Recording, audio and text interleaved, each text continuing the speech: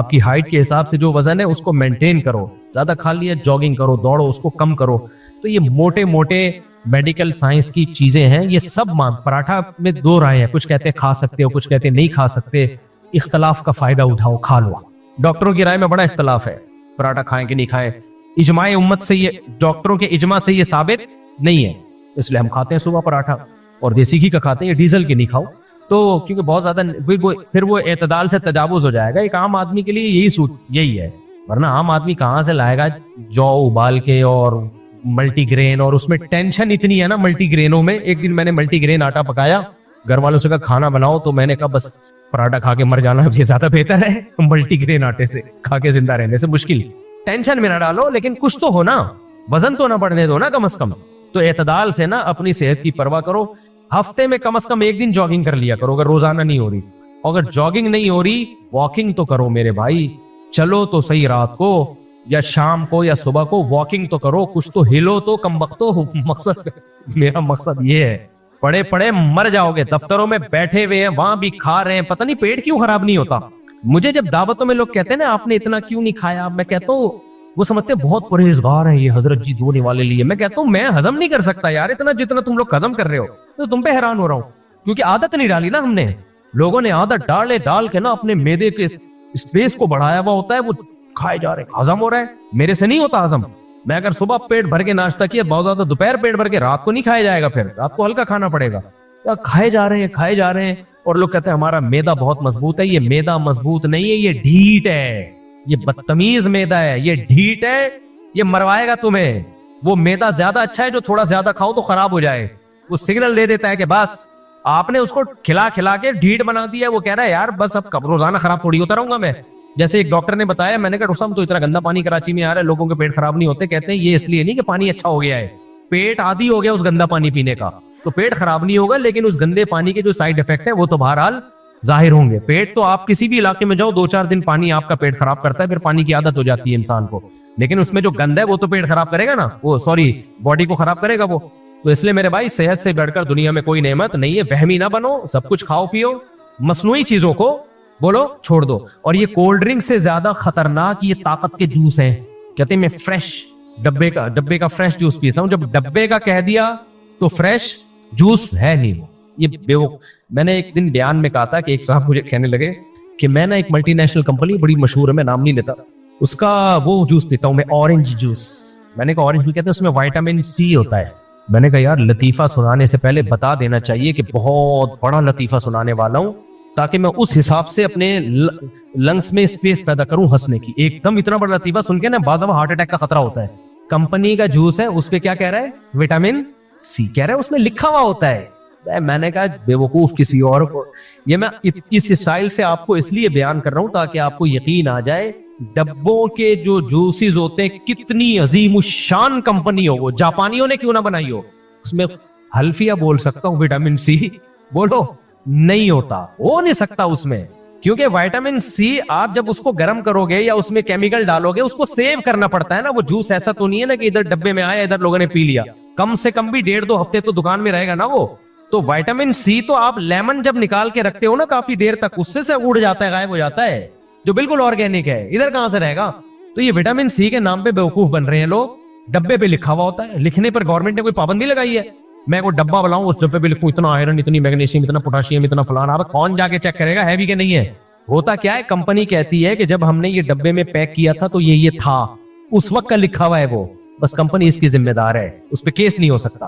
اب یہ نہیں کہ 1.5 ہفتے بعد بھی ہے, کمپنی کہے گی جب پیک کیا تھا بھائی تھا, اس وقت تھا.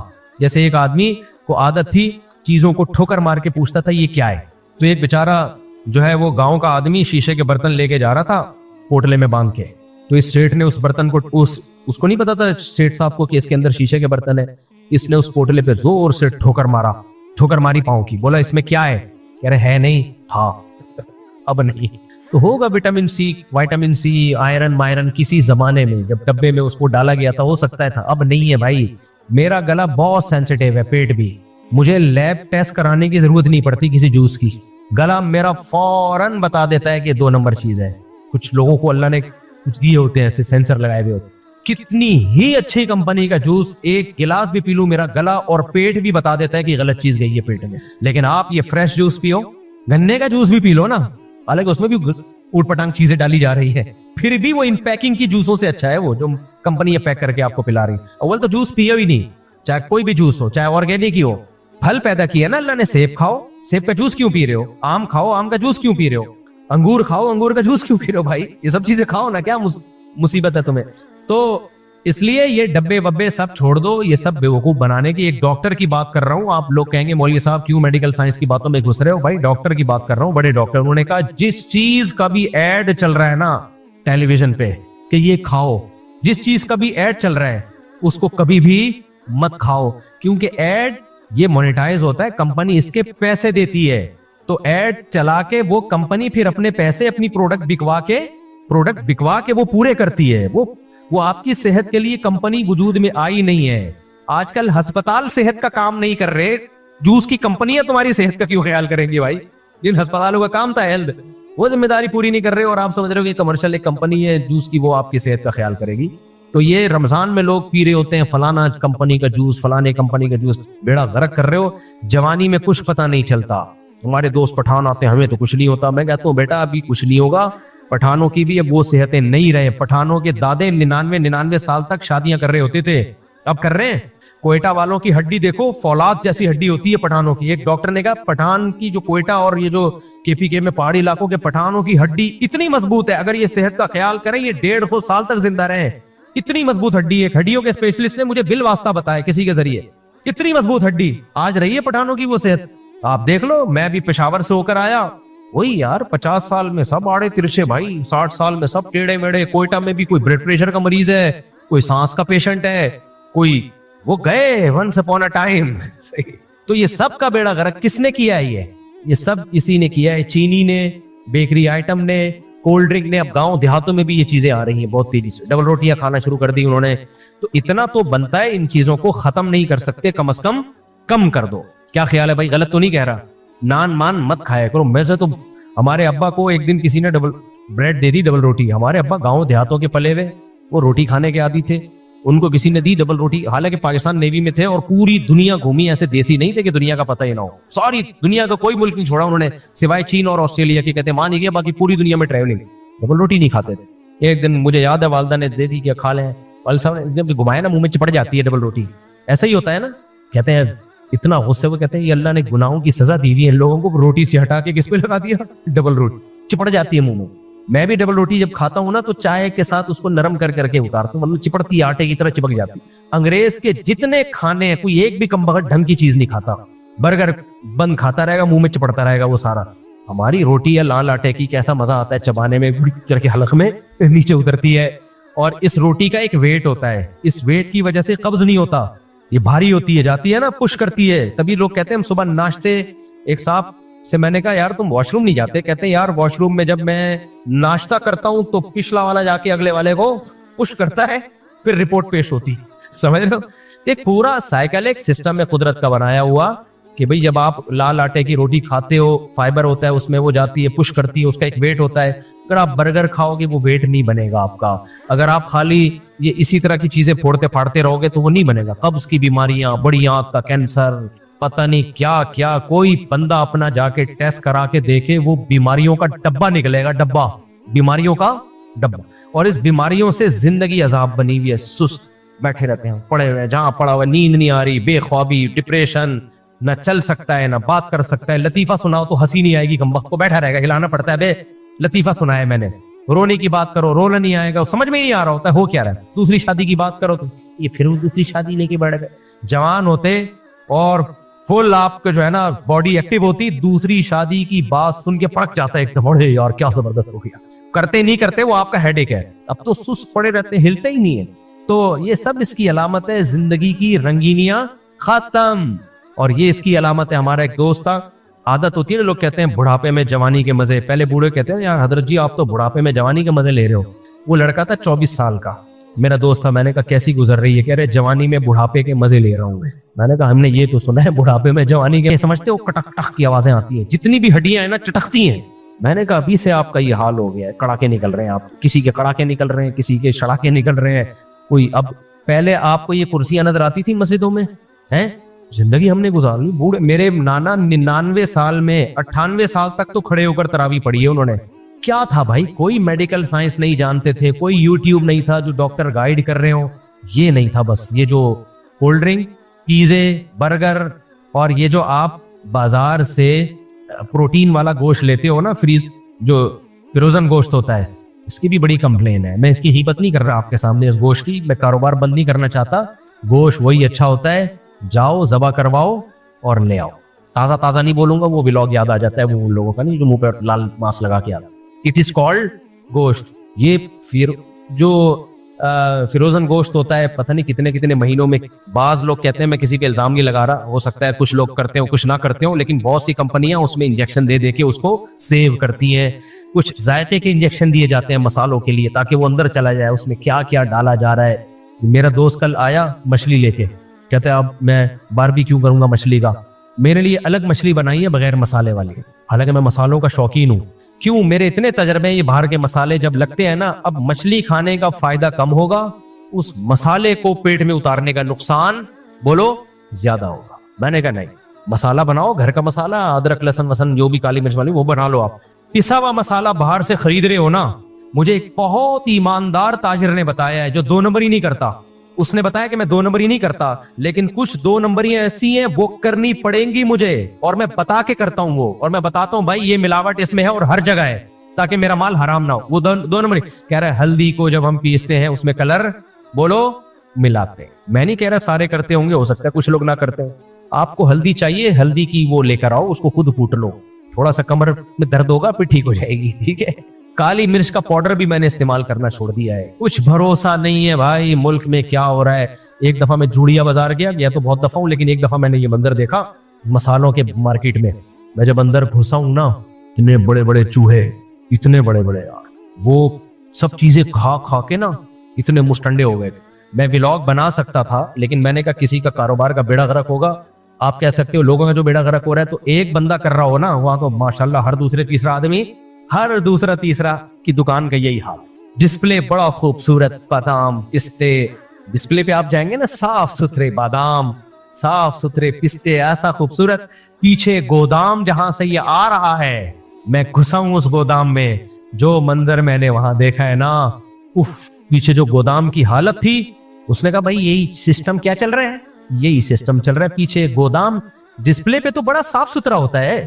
ایک آدمی نے بتایا, میں بہت بڑے ہوٹل میں گیا, اتنا صاف ستھرا ہائیجینک کھانا ان کا زبردست, دیکھتے رہو گے. ہمارے ہاں ایسا کوئی سسٹم ہے بولو؟ کہیں کوئی کیمرہ دیکھا آپ نے؟ ہمیں تو سامنے جو نظر آ رہا ہے, مسالوں میں کیا ڈل رہا ہے کچھ پتا نہیں ہے. میں نے ایک دفعہ بیان میں کہہ دیا تھا کہ ہمارے مسالے بیرون ملک پابندی ہے ان پہ. کسی نے کہا لو, پھر کمپنیوں کے نام لیے کہ دیکھو یہ مسالہ بھی سعودی عرب میں ملتا ہے, یہ مسالہ بھی سعودی عرب میں ملتا ہے. بھائی دیکھو, جب کوئی بندہ بات کرتا ہے نا, اس سے اس کا مطلب پوچھا جائے, فوراً اعتراض نہ کیا جائے. تو میں نے ان کو, مسالے ملتے ہی نہیں کمپنیوں کے, لیکن اس کا فارمولا چینج ہوتا ہے. یہاں پر جو بریانی مسالہ ہے اور ہے, سعودی عرب میں اسی کمپنی کا بریانی مسالہ بولو الگ ہو. یہاں پر جو بریانی جو نہاری مسالہ ملے گا جس کمپنی کا, وہ الگ ہے. یہی جب جائے گا امریکہ میں تو چین, وہ یہ گن افورڈ نہیں کر سکتے. تو یہ شریعت کا حکم ہے, تو چھوڑ دو اپنے آپ کو, ان فضول چیزوں سے بچاؤ اپنے آپ کو, تاکہ ایک اچھی انسان زندگی گزارے. اللہ رسول بھی خوش ہوں گے اس سے, میرا خیال ہے. کیا خیال ہے؟ اور دیندار لوگوں پہ تو یہ بہت ہی برا لگتا ہے. اللہ عمل کی توفیق. بعض علماء کہتے ہیں فی سبیل اللہ سے مراد صرف قتال فی سبیل اللہ ہے, اس سے کچھ اور مراد نہیں. تحریف قرآن کے زمرے میں آتا ہے, یہ بات غلط ہے. یہ ضرور ہے کہ جہاں قرآن میں فی سبیل اللہ جہاد کے معنی میں آیا ہے, تو وہاں تو جہاد ہی کے معنی میں ہے, لیکن قرآن و سنت میں خود فی سبیل اللہ دوسرے معنی میں بھی استعمال ہوا ہے. حدیث میں آتا ہے جو حج پہ نکلتا ہے وہ بھی فی سبیل اللہ, جو مسجد میں نماز کے لیے آتا ہے وہ بھی فی سبیل اللہ. تو کوئی بھی دین کے کام میں نکلا ہے وہ فی سبیل اللہ ہی کہلائے گا. گڑبڑ یہاں ہوتی ہے کہ جہاد میں جو فضائل ہیں, بعض مواقع پہ جہاد کو فی سبیل اللہ کہا گیا ہے, تو جو جہاد کے فضائل ہیں وہ آپ کسی اور جگہ پہ فٹ نہ کریں فی سبیل اللہ کہہ کے اس کو. تو فی سبیل اللہ تو سارے کام ہیں, لیکن جہاد فی سبیل اللہ کے جو اسپیسیفک الگ سے فضائل ہیں وہ کسی اور جگہ فٹ کرنا جائز نہیں ہے. یہ غلط ہو جائے گا.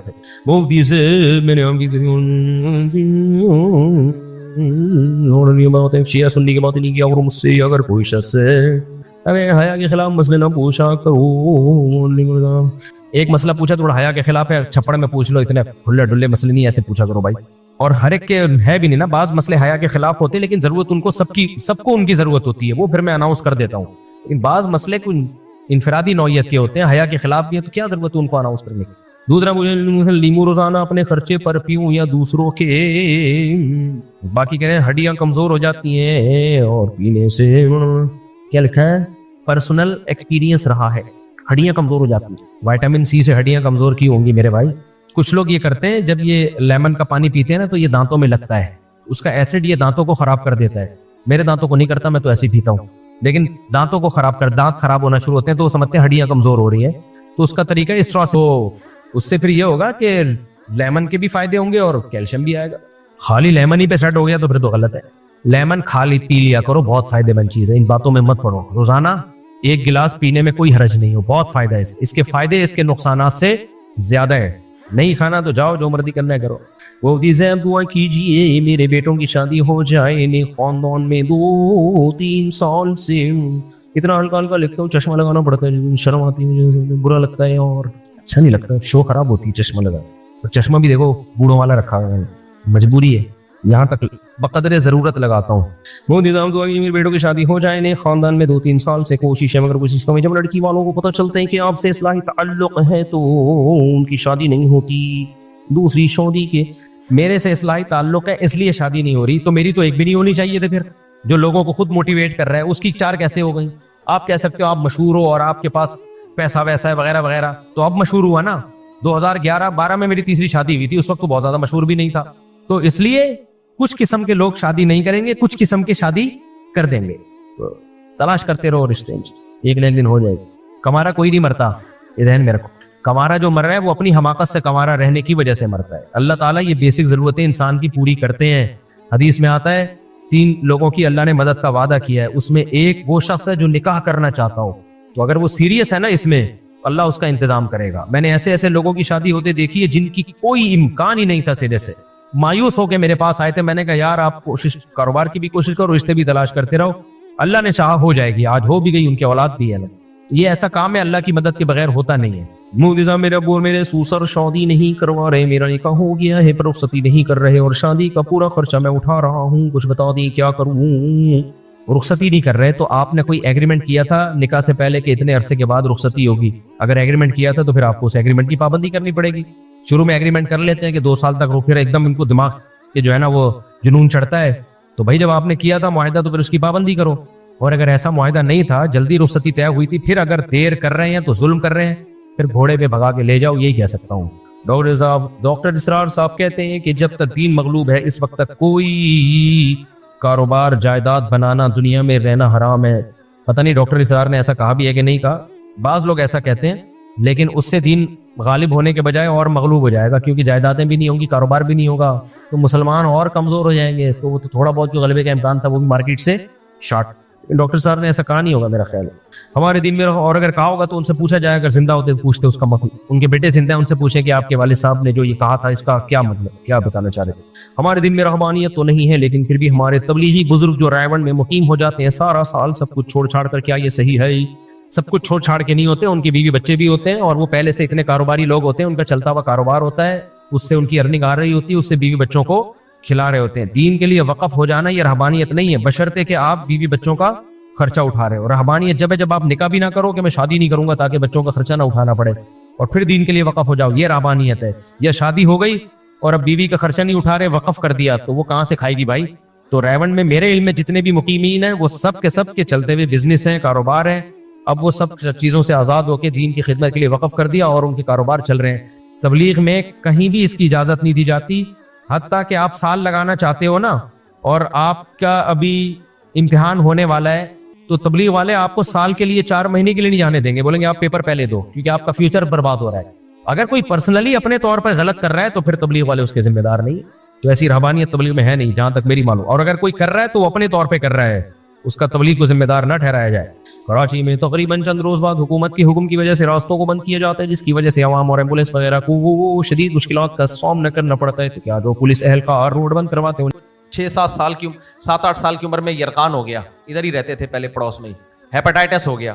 کتنے لوگوں نے کہا کہ ان کے گلے میں जूतों का हार डाल दो, पत्ते कर लो और पीलिया झड़वा दो और ये कर दो और वो कर दो। अल्लाह का शुक्र है जो हमारा बहनोई है वो भी हमारा 8वीं क्लास से हमारा पुराना दोस्त भी है। वो हम दोनों एक ही शेख से बैत हुए थे, मुफ्ती रशीद अहमद साहब रहमहुल्लाह से। तो उसका भी यही जज्बा था, हमारा भी यही जज्बा। हमने कहा ये नहीं होगा भाई।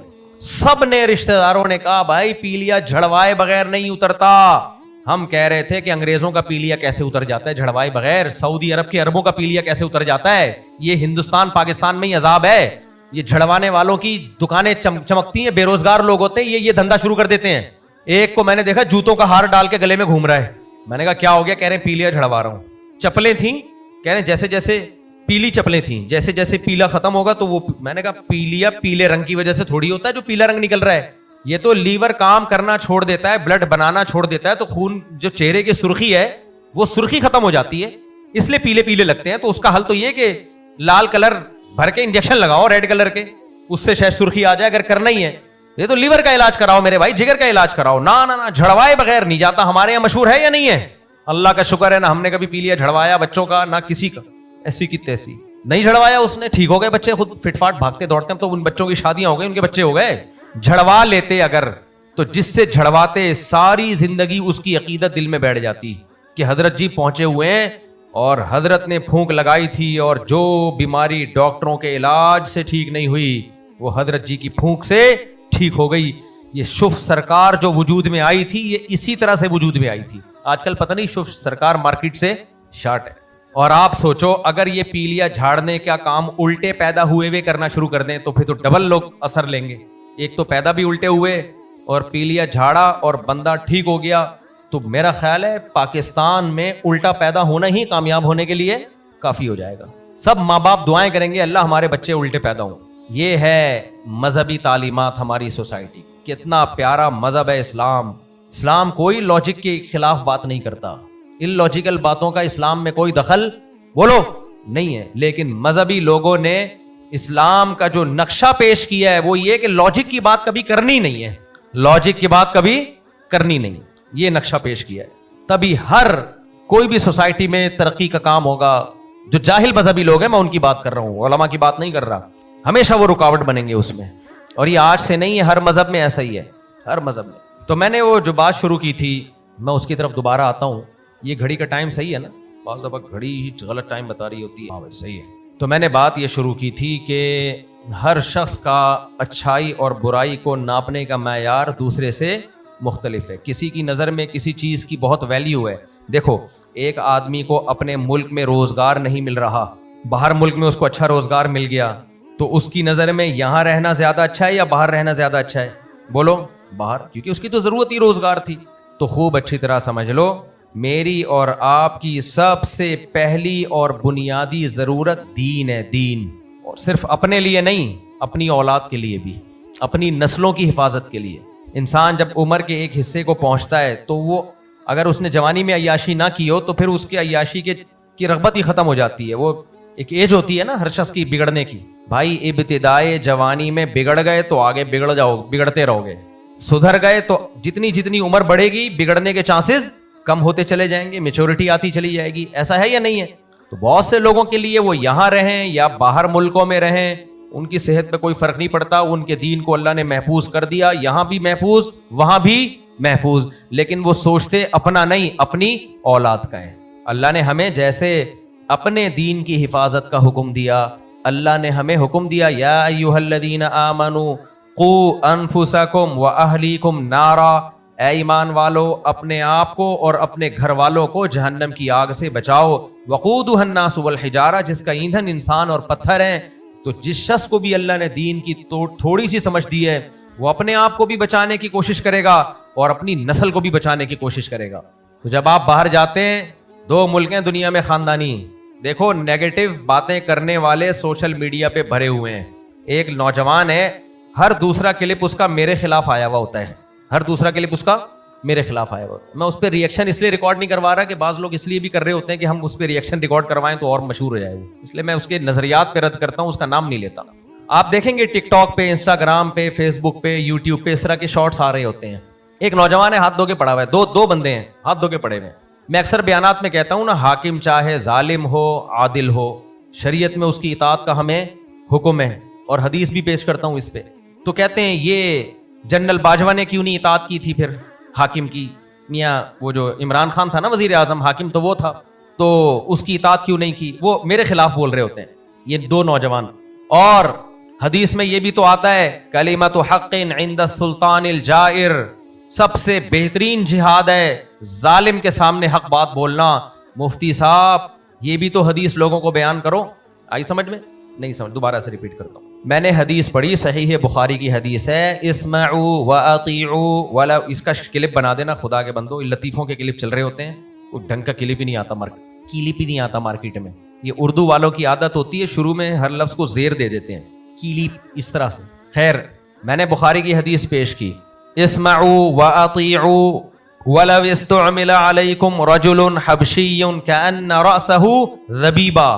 آپ صلی اللہ علیہ وسلم نے فرمایا سنو اور اطاعت کرو اگرچہ تم پر حبشی غلام کو مسلط کر دیا. استعمل فعل مجہول ہے، یعنی اپنی خوشی سے نہیں لائے، لایا گیا ہے، وہ مسلط ہو گیا تمہارے اوپر، عوام کے ووٹ سے نہیں آیا، آ گیا. بس کس طرح سے آیا؟ سسٹم کے تحت آیا، لیکن آ گیا، پاور آ گئی اس کے ہاتھ میں، ملک کی باغ ڈور اس نے سنبھال لی ہے. تو کتنا ہی نالائق کیوں نہ ہو، اس کی نالائقی کی نبی نے مثال دی ہے. یہ آدھا کلپ نہیں چلنا چاہیے، پورا چلنا چاہیے. آدھی بات لوگ حدیث سناتے ہیں، وہ پوری بات نہیں کرتے، پھر ری ایکشن ریکارڈ کروانا شروع کر دیتے ہیں. وہ اہل ہو یا نا اہل ہو، نا فرمایا اتنا نا اہل، اس کی نا اہلی کی نبی نے مثال دی ہے.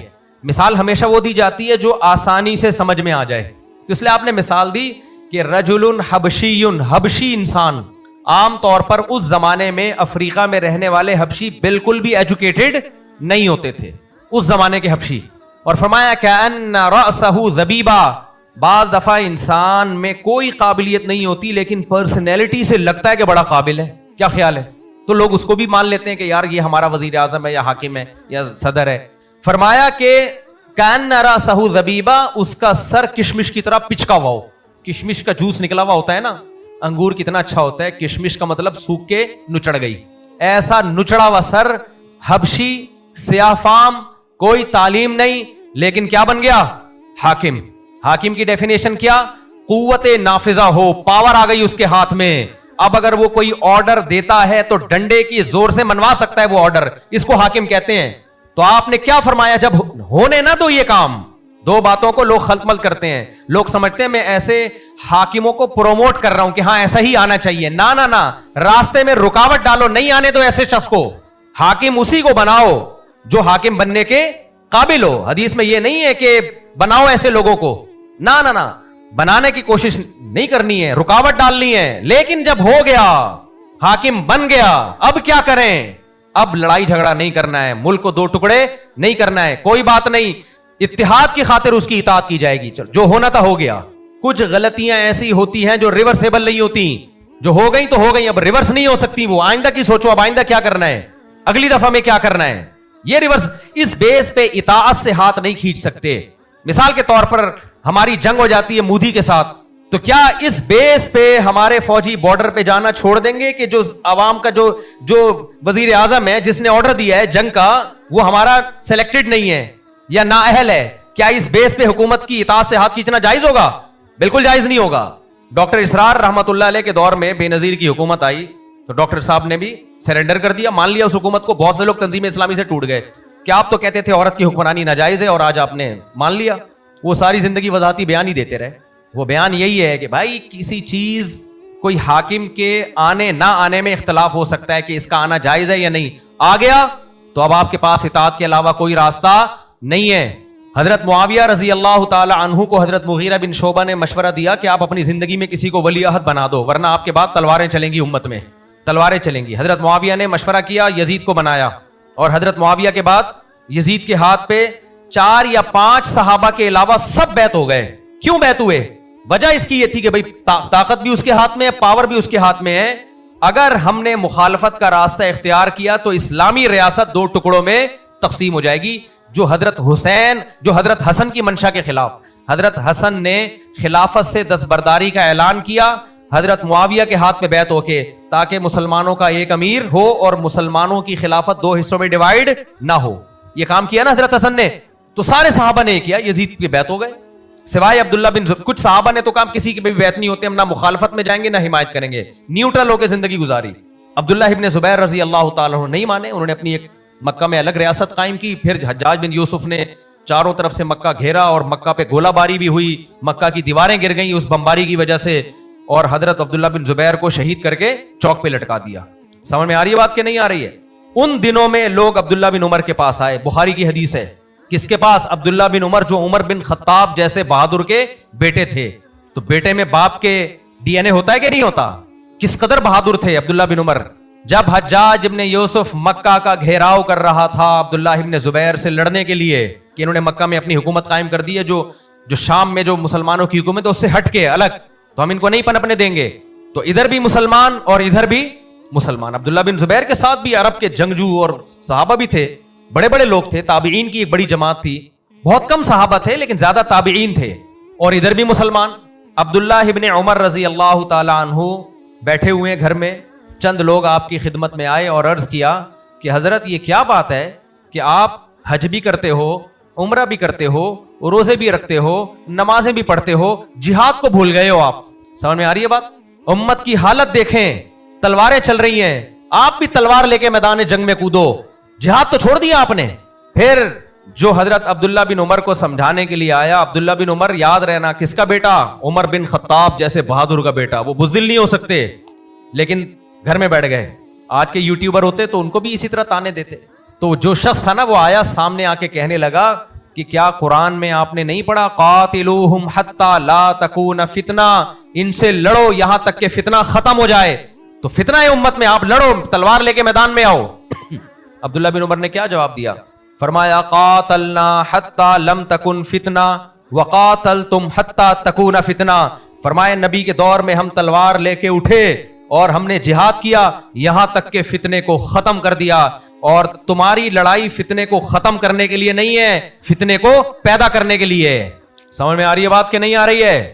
تو جو غلط طریقے سے حکومت کی سیٹ پہ جانے کی کوشش کرے گا اس کی راہ میں رکاوٹیں بھی پیدا کرنے کا اسلام حکم دیتا ہے. لیکن جب وہ بن جائے, جب وہ بن گیا تو پھر شریعت کیا کہتی ہے؟ اس کی اطاعت کی جائے.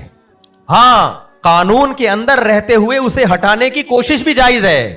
ہم نہ دھرنوں کے خلاف ہیں نہ احتجاج کے خلاف ہیں, ہم صرف اس کے خلاف ہیں کہ ملک میں تلوار اٹھانا, ملک میں اسلحہ اٹھا کے لڑائی کرنا یہ جائز نہیں ہے, اس کی اجازت نہیں ہے شریعت میں. نبی نے فرمایا جب مسلمانوں کا کوئی امیر ہو, کمانڈر ہو, خلیفہ ہو, امیر ہو, کوئی بھی, یہاں مراد ہے حاکم, اصطلاحی خلیفہ مراد نہیں, حاکم, اس کے خلاف جو بھی کھڑا ہو, صحیح مسلم کی حدیث ہے, کائنم من کان, جو بھی ہو اس کو قتل کر دو, اسے قتل کر دو تاکہ مسلمانوں کا اتحاد نہ ٹوٹے. اور یہ جو حدیث ہے کہ ظالم بادشاہ کے سامنے حق بات کہنا افضل ترین جہاد ہے, تو میرے بھائی اس جہاد سے آپ کو کسی نے منع نہیں کیا. آپ کہیں جا کے آرمی چیف کو اگر آپ سمجھتے ہیں غلط ہے, آپ جائیں ان کے سامنے بولیں, وہاں تک آپ نہیں پہنچتے, آپ یوٹیوب پہ, وہ بھی باہر ملک میں بیٹھ کے. یہ تو آپ کی بہادری کا لیول ہے کہ یہاں بیٹھ کے آپ کو بولتے ہوئے آپ کو پتا ہے سافٹ ویئر فوراً اپڈیٹ ہو جاتے ہیں, باہر ملکوں میں جا کے آپ بولتے رہو, پھینکتے رہو لمبی لمبی. اور میں ان لوگوں سے کہتا ہوں جو باہر ملک میں جا کے ہمارے کنٹری کے خلاف بول رہے ہیں, ہماری فورسز کے خلاف بول رہے ہیں, جو وہاں ظالم ہیں آپ ان کے خلاف بھی تو بولو نا.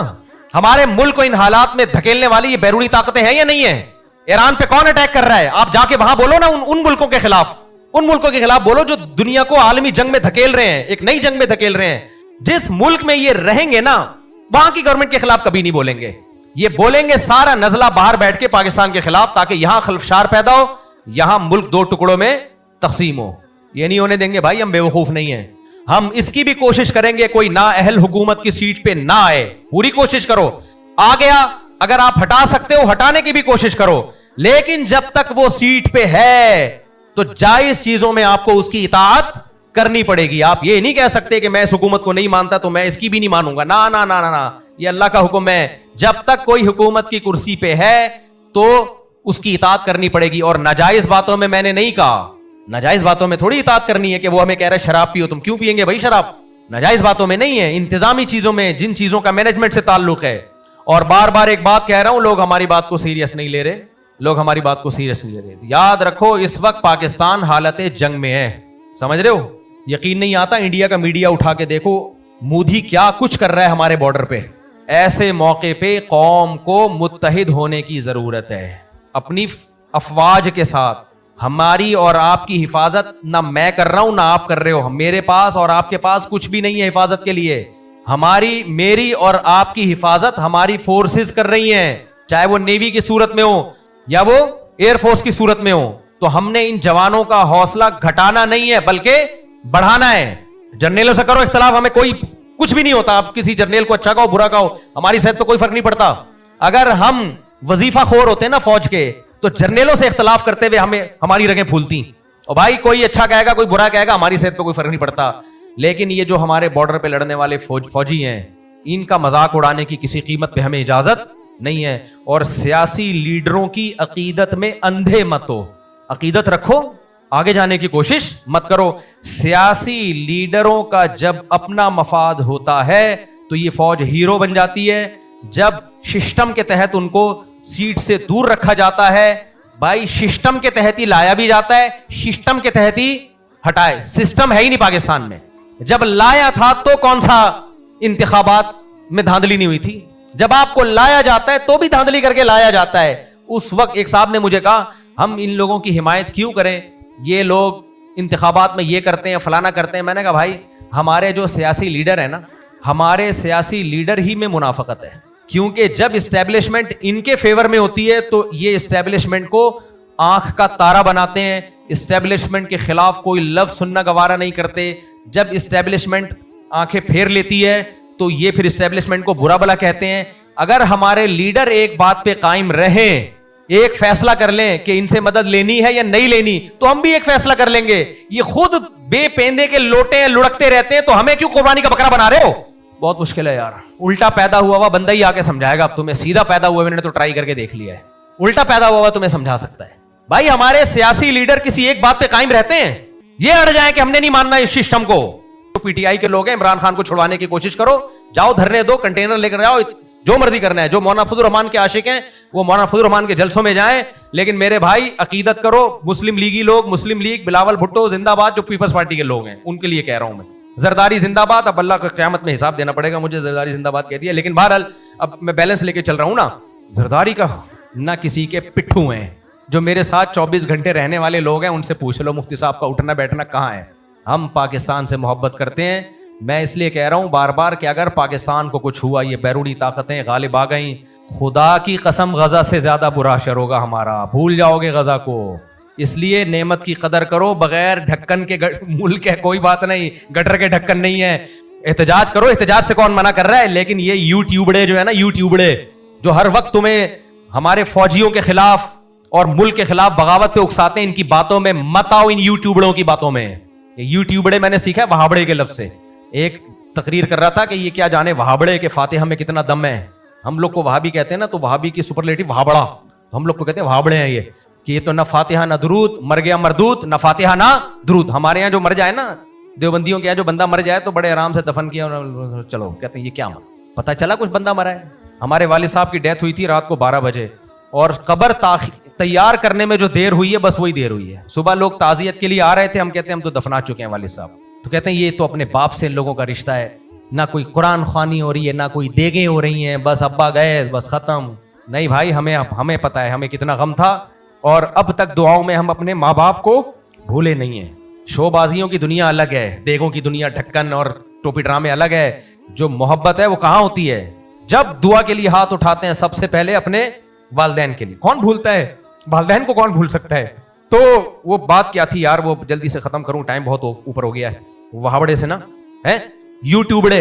تو یہ جو آج کل آ رہے ہیں نا یوٹیوبڑے, اچھا ان میں ایک چیز کامن نظر آئے گی, یہ سب ڈپریشن کے مریض نظر آئیں گے آپ کو. کبھی ان کے چہرے پہ مسکراہٹ نہیں ہوگی, ہر وقت ایسے یوں کر کے بیٹھے ہوئے ہوں گے جیسے سامنے سسر بیٹھا ہوا ہے ان کے, یا ساس بیٹھی ہوئی ہے, ایسے بیٹھے ہوں گے. ایک کے نیچے میں نے کمنٹ کیا, میں نے کہا کبھی تھوڑا سو جایا کر, آرام کر لیا کر.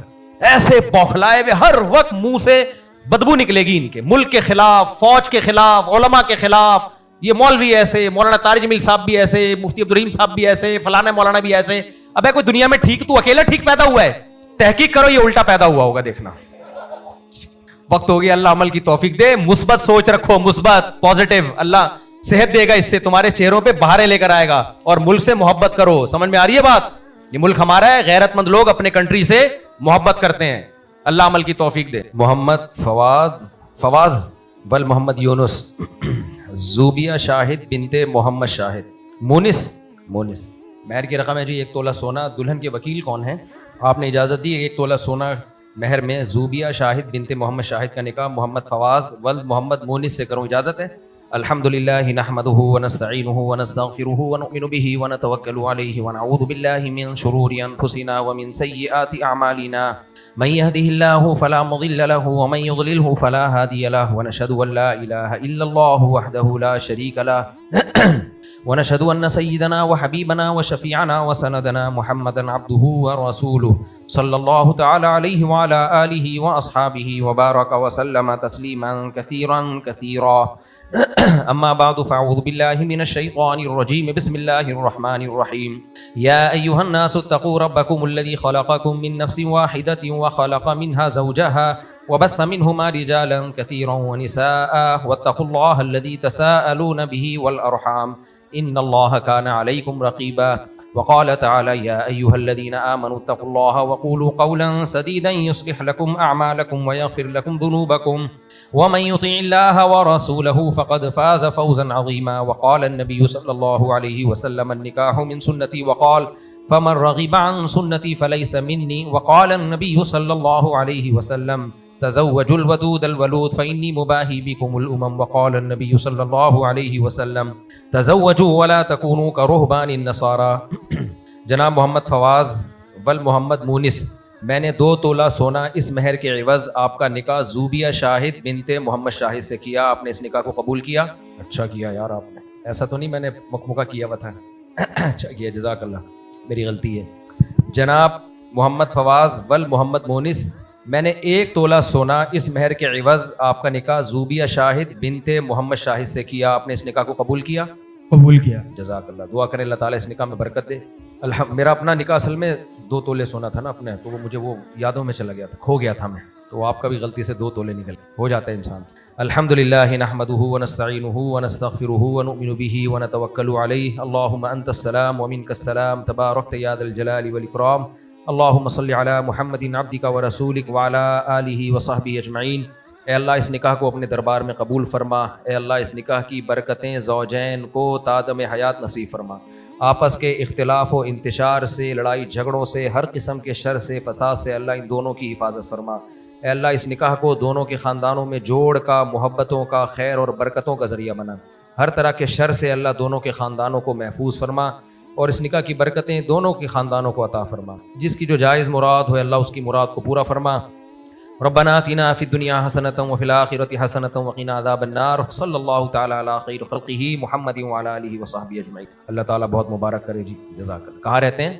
کتنی عمر ماشاءاللہ, 22 سال, خاندانی, صحیح ٹائم پہ شادی کی. جزاک. گورے یہ سن کے بے ہوش ہو جائیں. انگریزوں میں نا کوئی پتہ چل جائے نا 22 سال میں کسی لڑکے نے شادی کی ہے, وہ بے ہوش ہو جائیں سن کے. وہ کرتے ہیں 50 55 60, پھر وفا کر کے دکھاتے ہیں ہم کیسے وفادار ہیں. وہ تم 22 سال میں شادی کر کے وفا کرو بیوی کے ساتھ, کیا خیال ہے؟ لاؤ بھائی. وعلیکم السلام. چلیں مفتی صاحب, آپ کا ایک بیان اکثر سنا ہے کہ اگر کوئی بیوہ عورت ہو یا طلاق والی ہو اس سے شادی کرنا ثواب بھی ہے. پھر اگلی کواری, تو ایک لڑکی ہے اس پر بہت ظلم ہوا ہے 3 سال تک, پھر وہ طلاق ہو گئی ہے, لیکن ابھی گھر والے یہ بات نہیں مان رہے کہ نہیں طلاق والی آپ نہ کرو. آپ کا اس بارے میں کیا مشورہ ہے؟ یار ایک دفعہ تمہیں 20 سال سے سمجھا رہا ہوں, گھر والوں کی ایسی کی تیسی کیوں نہیں سمجھ میں, جملہ یاد کیوں نہیں کر لیتے؟ تمہاری بہن بیٹی کو اللہ نے کرے کل طلاق ہو اور اس کا کوئی رشتہ آئے اور لڑکے کے ابا منع کر دیں, اماں منع کر دیں, تمہیں کتنا غصہ آئے گا کہ یار ہماری بہن کے لیے ایک امید ہوئی تھی اور اس کی اماں نے منع کر دیا لڑکے کی. تو اللہ تعالیٰ نے جب آپ عاقل بالغ ہو گئے تو آپ خود بھی تو کچھ فیصلے کرو نا. میں اگر امی سے پوچھ کے چلتا تو میں تو نہیں کر پاتا. آج میرے 19 بچے تھوڑی ہوتے. میری امی تو نہیں قائل تھیں اس کی کہ دوسری شادی کرو. ہم امی کے پاؤں پکڑتے تھے, امی ایسے یوں کر کے ٹھک مارتی تھی کہ چلو دباؤ کوئی رشتہ لینے. تبھی میری شادی لیٹ ہوئی ہے دوسری, یعنی 29-30 سال کی عمر میں جا کے ہوئی ہے. حالانکہ شوق بہت پرانا تھا. خیر, لیکن ہم نے کہا امی کی بھی احترام کرنا ہے, ماں کا بھی احترام کرنا ہے, بد کلامی نہیں کرنی, لیکن ٹرائی کرتے رہو. 15 دن بعد مجھے امی کو پتا چلا ہماری والدہ کو کر لی ہے اس نے. تو شروع میں روئی دھوئی, ہائے ہوئی, میت کا سما تھا ہمارے گھر میں, ہائے یہ کیا ہو گیا. پھر اماں نے بولا ہو گیا تو ہو گیا, ایسی کی. ہماری اماں نے بھی بولا ایسی کی تو ایسی ہو گئی ہے تو ہو گئی ہے, کیا کر. میری والدہ نے مجھے بولا کہ میں نے اتنی تہجد میں دعائیں کی تھی کہ تو شادی نہ کرے دوسری. اتنی دعائیں کسی کام کے لیے نہیں میں نے مانگی. کہہ رہی اتنی دعائیں کی کہ پھر بھی اگر ہو گئی ہے نا اس کا مطلب قدرت کی منشا یہی تھی, بس اللہ یہ چاہتا تھا. کہہ رہی ورنہ اچھا ہم میری والدہ عاملوں کے پاس نہیں جاتی تھی, ہمارے خاندان میں ہمیں اللہ نے جن چڑیل بھوت سے الحمدللہ بچایا ہے. لیکن میری دوسری شادی رکوانے کے لیے لوگوں نے, عورتوں نے, اڑوسنوں نے, پڑوسوں نے مشورہ دیا فلاں کے پاس چلی جاؤ, وہ ایسا تعویذ دے گا کہ یہ شادی نہیں کر پائے گا. اللہ معاف فرمائے, میری والدہ میری شادی رکوانے کے لیے ایک عامل کے پاس چلی گئی. حالانکہ یہ گناہ کبھی میری والدہ نے نہیں کیا, لیکن کس نے بتایا یہ بزرگ ہیں, یہ 2 نمبر عامل نہیں ہے. اب والدہ کو یہ خیال ہوا کہ چلو یار ایک ٹرائی کر کے دیکھ لو, یہ تو پاگل ہوا ہے, اس کا دماغ یہ کنٹرول میں نہیں آ رہا. اور وہ عامل کتنا بغیرت, اس عامل نے مجھے فون کیا اور میری جو ہونے والی وائف تھی نا ان کے بارے میں میرے دل میں غلط فہمیاں ڈالنا شروع کر دی. اچھا مجھے یہ شو نہیں کیا کہ میں وہ عامل ہوں جس کے پاس آپ کی والدہ آئی ہیں, مجھے ان نون پرسن بن کے, یعنی ان بغیرتوں نے رشتے توڑوانے کے لیے بندے رکھے ہوئے ہوتے ہیں کہ جا کے غلط فہمیاں پھیلاؤ. غلط فہمیاں پھیلا کے رشتہ توڑوا رہا تھا اور بعد میں والدہ کو بولتا دیکھا میں نے ایسے تعویذ کیا رشتہ ٹوٹ گیا. میں سمجھ گیا, میں نے اس وقت گالیاں دی چل, تو کیونکہ میں متاثر نہیں ہوتا ان عاملوں سے الحمدللہ. مجھے اندازہ ہو گیا کہ یہ والدہ جو گئی ہے نا یہ کسی عامل نے بندے کرائے پر رکھے ہوئے ہیں, اب وہ جا کے کیا کر رہا ہے, غلط فہمیاں پھیلا رہا ہے. تو سارے زور لگا دیے والدہ نے, لیکن اتنا ڈھیٹ آدمی اس کائنات میں آپ نے دیکھا نہیں ہو, رکا ہی نہیں. تو پھر والدہ نے کمپرومائز کیا, انہوں نے بولا میں نے اتنی دعائیں مانگی, اتنی تدبیر, پھر بھی ہو گئی ہے تو بس ٹھیک ہے, قدرت کی منشا یہی تھی, اب طلاق نہیں دینا. میری والدہ میں خاندانی بات یہ تھی, انہوں نے کہا کام غلط ہوا ہے لیکن کسی کو طلاق نہیں دلواؤں. ہمارے یہاں ہوتا یہ ہے کہ جب بچہ شادی کر لیتا ہے تو زبردستی طلاق دلواتے ہیں دوسری کو. بھائی اس کا بھی تو گھر ہے, اس کا بھی تو باپ ہے, اس کی بھی تو ماں ہے, اس کا گھر کیوں اجاڑ رہے ہو؟ نہ دوسری کی وجہ سے پہلی کو طلاق دو, نہ پہلی کی وجہ سے دوسری کو طلاق. تو یہ غلط طریقہ ہے کہ طلاقیں دلوانا. ہمارے ایک ریلیٹیو ہے, وہ بھی بڑے سمجھدار ہیں, وہ بھی میری دوسری شادی پہ ناراض تھے, لیکن انہوں نے کہا کہ میں بیٹا خوش تو نہیں ہوں تمہاری شادی پہ, اچھا کام نہیں کیا تم, لیکن اب طلاق نہیں دو. میں تو ویسے بھی نہیں دے رہا تھا.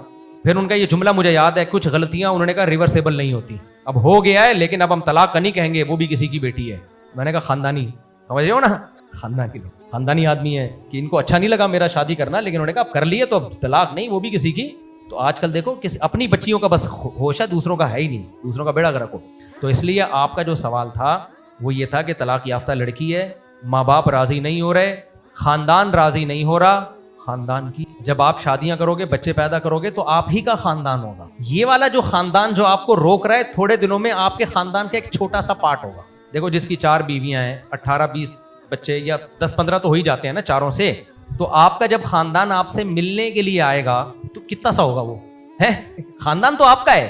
ارشاد بھٹی نے مجھ سے پوچھا تھا نا کتنے بچے, میں نے کہا 19. کہہ رہے ہیں آپ قوم پہ رحم کریں, تو میرے ذہن میں ایک جواب آیا تھا, میں نے اس کو دیا نہیں. قوم تو ہے ہی یہی بھائی, تم لوگ قوم ہو, ایک بیوی ایک آدھ بچہ, یہ قوم ہے. قوم تو ہے ہی یہی, تم لوگ قوم تھوڑی ہو پاگل کے بچے, 1-2 بچے ساشے لے کے گھوم رہے ہو تم لوگ, اور 50 سال میں پہلی شادی ہو رہی ہے. تم قوم ہو, تم قوم پیدا کر رہے ہو, تم تو قوم کا بیڑا غرق کر رہے ہو, نسل کشی کر رہے ہو. ہمارے پاس آؤ تمہیں پتا چلے گا قوم کسے کہتے ہیں. یہ قوم, اللہ برکت دے, نظر بس سے بچائے اللہ تعالیٰ. مجھے ڈر لگتا ہے تم لوگ کی کمبختوں کی نظر نہ, تم لوگ سوری کمبختوں تمہیں نہیں کہنا چاہیے, نظر نہ لگا دو تم لوگ.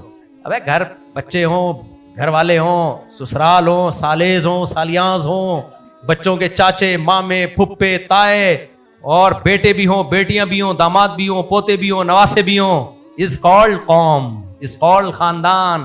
اپنے نانا کا ایک ملفوظ سنا کے, میرے نانا 99 سال میں فوت ہوئے تھے, ان کی بھی اولاد ماشاءاللہ بہت تھی, بیٹے بیٹیاں داماد بہویں. ہمارے نانا مسجد کے امام بھی تھے. تو ایک دن ہمارے نانا سے چندے وندے نہیں لیتے تھے لوگ, فوراً کمنٹ کر رہے ہیں اصل میں چندے کی پلائی پہ. 1 روپیہ میرے نانا نے کبھی چندہ نہیں لیا, بہت تھوڑی آمدن میں گزارا کیا, اور فوج سے, آرمی میں بھی تھے نا, تو فوج سے ریٹائرمنٹ کے بھی پیسے آتے تھے. بچوں کو پڑھایا بھی اسی میں, لکھایا بھی, اور ہمیں پتہ ہے استغنا کھلانا جانتے تھے, کھاتے نہیں تھے. ان کا تو سخاوت مشہور تھی سرگودا میں, آج بھی جائیں لوگ ان کی سخاوت کی تعریف کریں گے. تو ان سے جب لوگ پوچھتے تھے, کہتے تھے مولوی صاحب گھر میں خیریت ہے؟ وہ کہتے تھے خیریت کم بختوں کے ہاں ہوتی ہے, جن کم بختوں کی اولاد ہی نہیں ہوتی. کوئی گھر میں ہے ہی نہیں تو خیریت ہی خیریت ہے. کہہ رہے ہیں ہمارے تو بیٹے بیٹیاں, کبھی کسی کا سر پھٹا ہوا ہے, کبھی کسی کے گھٹنے میں چوٹ آئی ہوئی ہے, کبھی کوئی گھنٹی بجا کے بھاگا پکڑا گیا, محلے والا سے پٹ رہا ہے, اس کو بچانے جا رہے ہیں. کہہ رہے ہیں ہمارا تو خاندان ہے, خیریت تم جیسے کم بختوں کے یہاں ہوتی ہے. جہاں کوئی خاندان ہوتا ہی, دیواریں دیکھتے رہو, 1000 گز کے بنگلوں کی ڈیفینس میں جاؤ نا, 1000 گز کا بنگلہ ہے, دیواریں دیکھ رہے ہیں, یہاں سے شروع ہو کے وہاں پہنچنے میں آدھا گھنٹہ لگتا ہے اس واش روم میں, بیچ میں کوئی بندہ ہی نہیں ہے. ہم تو آئے, اللہ کا شکر, ابھی ترکی سے میں آیا ہوں, پتا چلا بچی کو وہ جھولا جھولتے ہوئے سر پہ چوٹ لگ گئی, بلیڈنگ ہو رہی ہے, ہاسپٹل لے کر گئے, پٹی وٹی ہو گئی, ٹھیک ہو گئی. دوسرے کا پتا چلا کہ جی وہ اس کے پتہ نہیں کوئی نزلہ ہو گیا ہے, کھانسی ہو گئی ہے, کیا ہو گیا ہے, سب چلتا ہے بھائی. تو بچوں کی خوشیاں ان کی ٹینشنوں سے زیادہ ہیں. سمجھ میں آ رہی ہے بات؟ جو خوشیاں ہیں نا بچوں کی, وہ ٹینشنوں سے زیادہ ہیں. اس لیے